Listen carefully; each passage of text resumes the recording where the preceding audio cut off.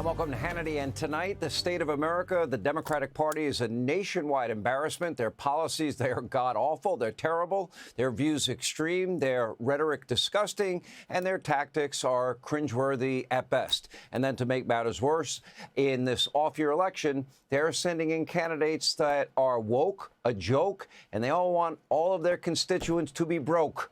The leading candidate for mayor of New York, a rabid, communist, anti-Semite, won't even call for the terrorist organization Hamas to disarm. How gutless. Take a look. Do you believe that Hamas should lay down their weapons and leave the leadership in Gaza? I believe that any future here in New York City is one that we have to make sure that's affordable for all. And as it pertains to Israel and Palestine, that we have to ensure that there is peace. And that is the future that we have to fight for. But you won't say that Hamas should lay down their arms and give up leadership in Gaza. I don't really have opinions about the future of Hamas and Israel beyond the question of justice and safety. We all know he believes in global intifada. Now, across the country, the top Democrat running to be governor, Katie Porter of California, might be the single most unlikable person in America. That's saying a lot. I can think of a lot of people that are not that likable after getting caught on tape berating reporters, her own staff, and pretty much anyone else that comes into her line of sight. She is now suggesting that even more bad behavior could soon be coming to light. She knows she's been mean a lot more than what we know about. Take a look. Should California voters feel confident that there aren't any more Katie Porter videos out there? Well, what I know is that I could have done better in those moments. I'm going to be focused on earning their votes. Send in the videos to Hannity at something.com. I don't have an email. Anyway, back east in Virginia and New Jersey, both Democrats running for governor are now embroiled in their own scandals. The polls are tightening dramatically in New Jersey. Mikey Sherrill won't even commit to not raising taxes, even in one of the highest tax states in the entire country. And she won't tell the people of New Jersey why she was not allowed to walk with her class at graduation at the Naval Academy. I would think inquiring minds in New Jersey might need an answer to that question. In Virginia, Democrats there are becoming, well, the party of death and misery thanks to their support for state-assisted suicide and their nonchalant response to their a candidate for attorney general, you know, the guy that once called for his political opponents and their children to be murdered. And meanwhile, the Democrats' 2024 presidential nominee back on a book tour reminding everyone why she lost in a landslide, because she was so great. Take a look. Well, some people have actually said I was the most qualified candidate ever to run for president.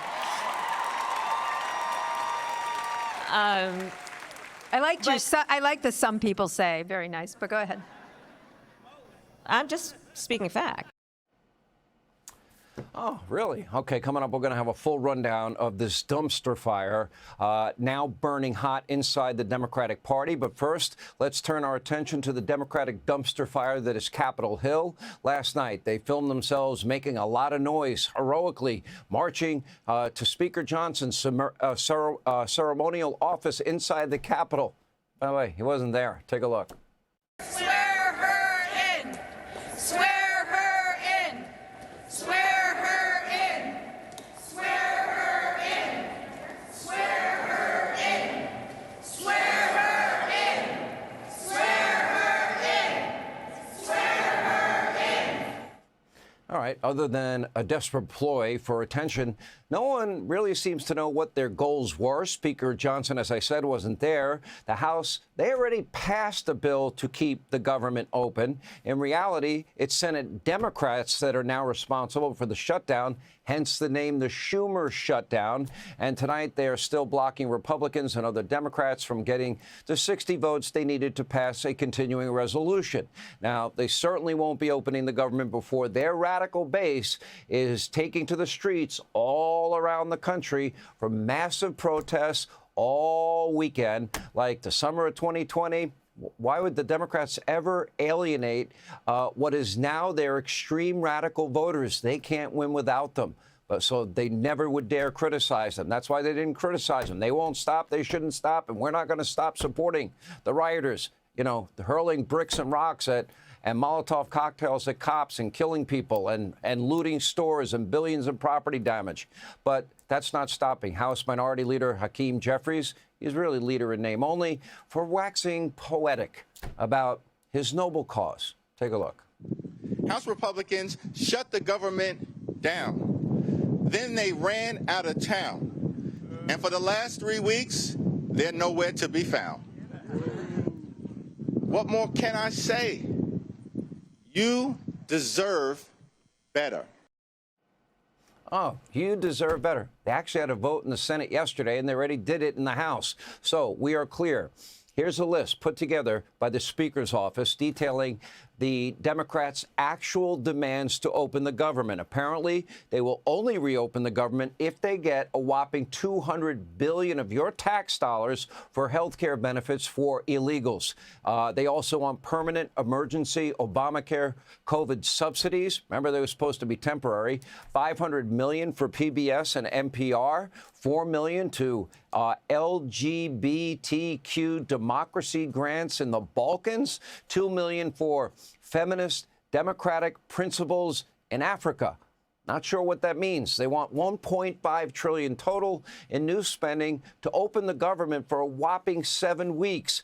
And tonight, in order to get their way on all these issues, Democrats, they are ready and willing to sacrifice paychecks of our brave men and women in the military and millions of other government employees, something that they said was so reckless and irresponsible many times.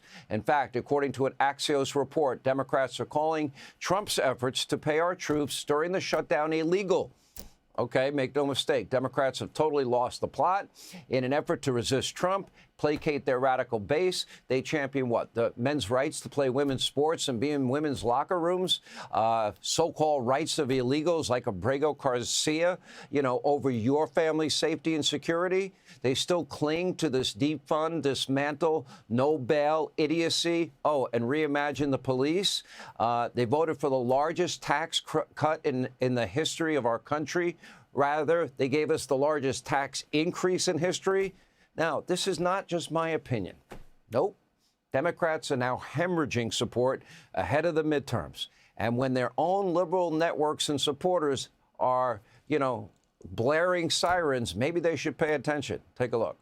If you go back 6 months ago, you go back to April, Kate Baldwin, what were we looking at? Well, we were looking at the Democrats with a very clear shot of taking control of the U.S. House of Representatives, according to the Kalshi prediction market odds. We saw them in an 83% chance. But those odds have gone plummeting down. Now we're talking about just a 63% chance, while the GOP's chances up like a rocket. Democrats are not gaining the way that we expected. Then you add in the fact that the state legislators are adding potentially more GOP seats like they've already done down in Texas, like they've done in Missouri. And then you add in the potential gutting of the VRA, and all of a sudden it becomes much more difficult for Democrats to gain.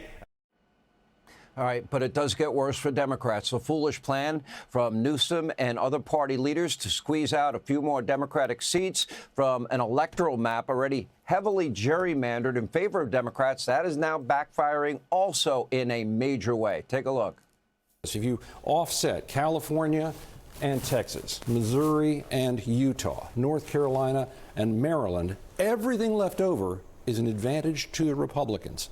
And don't forget, the Supreme Court is considering what could really be the end of the Voting Rights Act, which would protect minority groups. So you don't have a state that's half black, for example, that elects only one congressional member and everybody else goes to the Republicans that would represent that population in some ways. So if that is gutted, Democrats could lose 19 seats. This would be a huge amount. I don't want anybody to ever get overly optimistic. You know what? Elections matter. Your vote matters. This midterm, it is a tipping point for the country. All progress will stop or it will continue. And we'll talk a lot about it in the next year to come. The numbers don't lie. Cringeworthy political stunts, they're not going to save the Democrats from themselves. This is now a radicalized party with a radical socialist, even Marxist base. They want to upend our great American way of life. And I fear dark days are ahead for or anywhere in the country where these people get elected. Hey, Sean Hannity here. Hey, click here to subscribe to Fox News YouTube page and catch our hottest interviews and most compelling analysis. You will not get it anywhere else.